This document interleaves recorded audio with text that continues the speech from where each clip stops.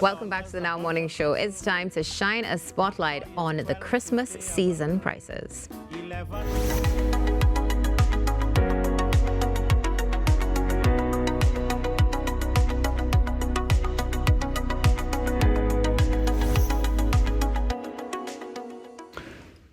Good morning to you, Trinidad and Tobago. Welcome back inside the Now Morning Show. This morning we're chatting about fresh produce and the season's prices. Things can get really, really sticky, but this morning we have some help from the Director of the Agricultural Society of Trinidad and Tobago, Donny Rogers. Good morning to you, Mr. Rogers. Good morning, Rokas, and good morning to your other guest in studio and to Trinidad and Tobago. Thank you. How are you doing? How are you doing this morning? Not too bad at all, man. I'm here to give some information to you guys.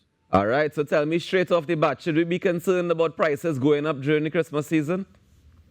I don't think we have much need for concern. I sent some slides to you all, and basically what the prices have shown historically, because I did a historical comparison last year into this year, looking at the same periods. Right. Also taking into consideration the couple external factors that we will have, such as weather patterns and those kinds of things, right? Okay. So when we look at the prices are stable. And I have to report that based on the data that was collected, in many instances, the prices are actually cheaper this year versus last year for the same period. Now, you will get certain commodities. I mean, we are talking about demand and supply here. And there will be products, seasonal, well, I wouldn't say seasonal products, but products that will generally be higher based on the demand at this time of year. So at this time of year, you will see prices becoming a little bit higher for ginger. You will see increased production for sorrel. It doesn't necessarily mean that the prices are higher, but you will see the actual presence of sorrel on the market in a large way.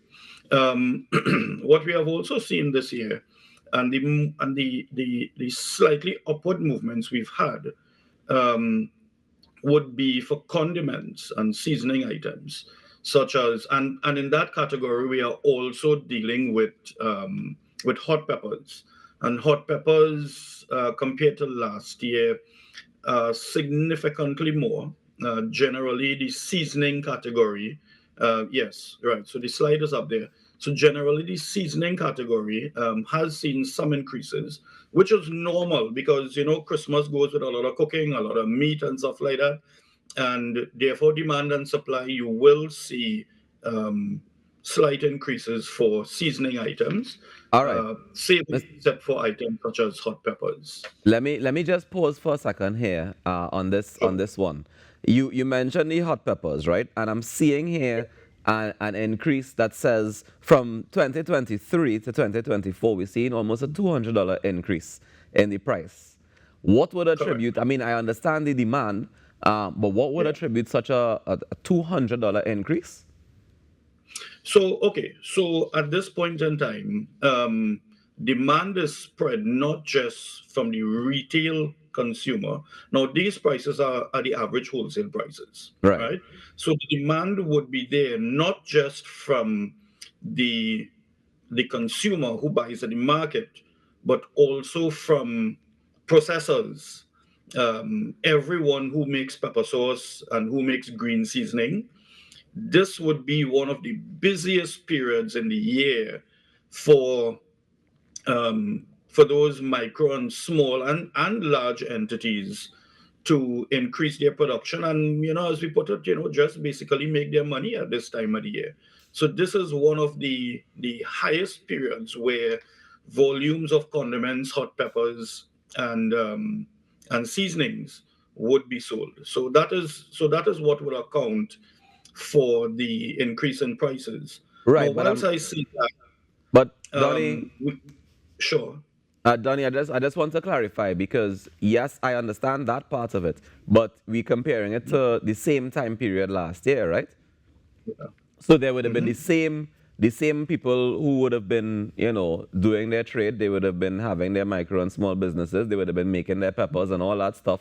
So the demand would have been similar. But I'm saying that Yes. they're, like, for example, with the hot peppers, the 40-pound hot peppers, it's said in November 2023, $460 versus November 2024, $680 almost. Yeah. So what we have seen from the Agricultural Society is an increase in micro and small processors being set up. Okay. Even on social media, you will see a lot of local brands coming out that doing hot peppers and creating their own niche. So over the last year, we have seen that in the Agri Expo that was done some time ago. Our booth there did we did bring in a couple of those, and it was really to give them the space to come on to the retail market and to come on to the retail sector. So yes, we have seen an increase in home base, cottage type micro entities that would be doing condiments and seasonings. And All right. all those things will account for an increase in demand for hot peppers and seasonings. Okay, understood. So then, in the same breath, we're seeing that in the leafy vegetable section, I see some decreases, which is a good thing. Correct? But what? So how do we determine, where the demand and supply goes? Because I know for Christmas we like cabbage, we like lettuce, we like to have plenty of those things around at Christmas as well. Yes. So let's first understand that the farmers in Trinidad and Tobago do not dictate retail prices. We actually farmers don't even dictate wholesale prices.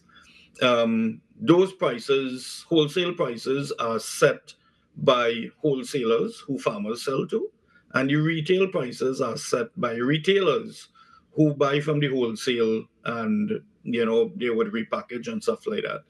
And those are where the prices are set. But farmers, and this is something that we have to understand, because we see a lot of conversations on social media and a lot of comments that farmers making money and farmers doing this and farmers on the bust we had with prices.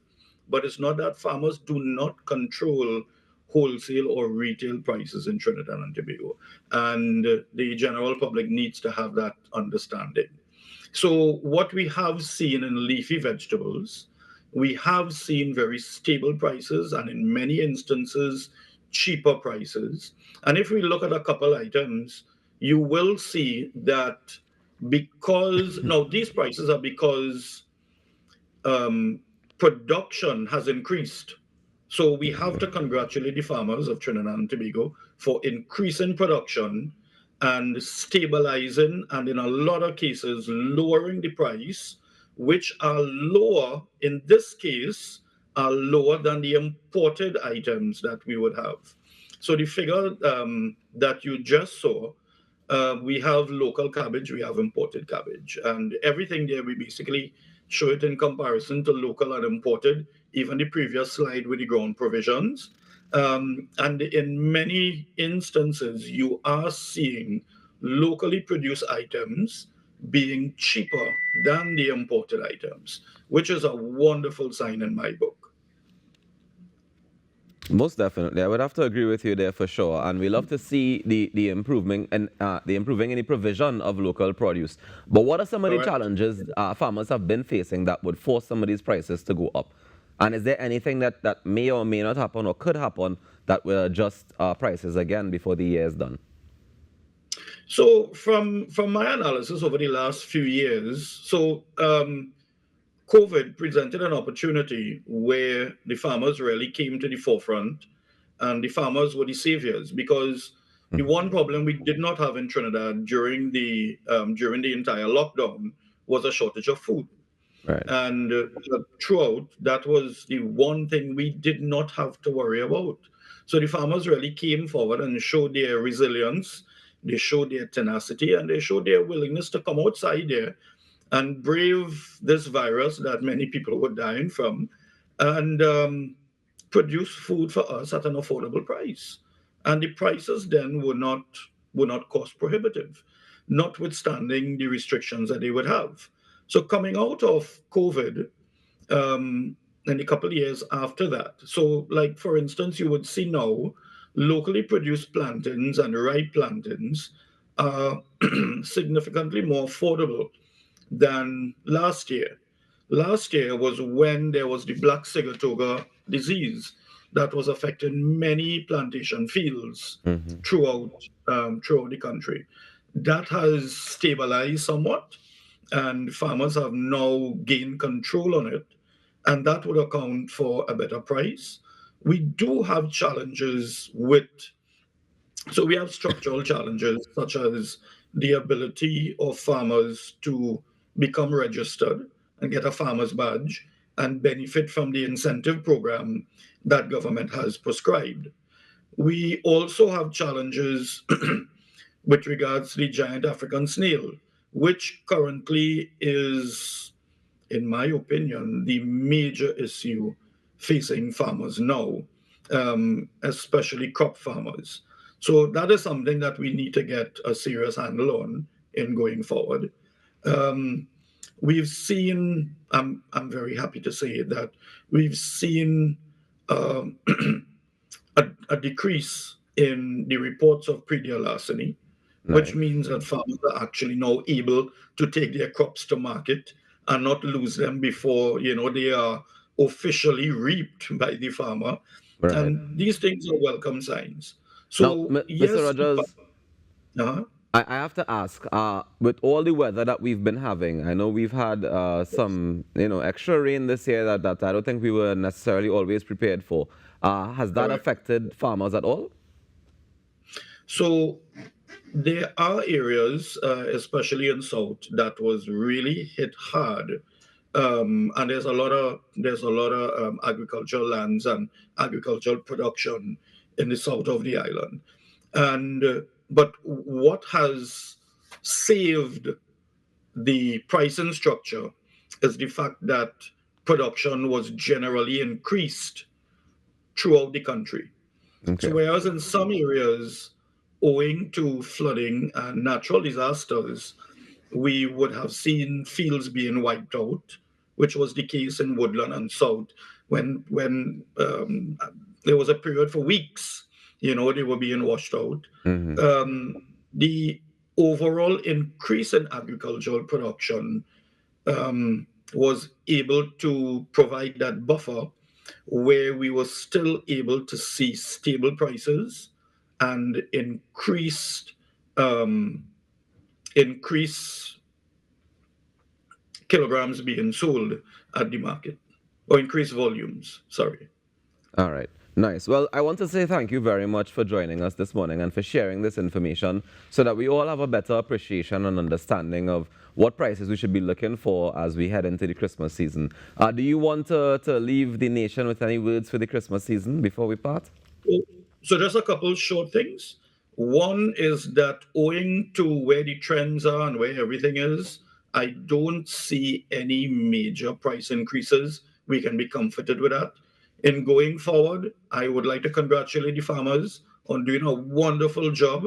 And what we need the farmers to do would be to carry through with this increased production into next year so that we can see the same benefits. When we look at outlook, I think that is an expectation. And one little note is that one thing to look at next year, because it has been in very strong demand this year, and this is surprising, is the requirements for rabbit meat. And I think that this is something that it's an area to place focus on because I see this as being something coming up very strongly next year. All right. We'll stick a pin in that and we'll pay attention to it going Yes, forward. yes, yes, definitely. All right. Thank you so much for joining us this morning, Mr. Thank Rogers. you. Do All enjoy the the best rest for of the this day. season. Take care. That's Donny Rogers, the Director of Agricultural Society of Trinidad and Tobago, giving us an update on prices and comparative analysis as well between last year and this year. And, very grateful for the increase in production that does not affect prices too heavily, at least not the local produce prices. So we take a quick break and come back with more as we continue on the Now Morning Show.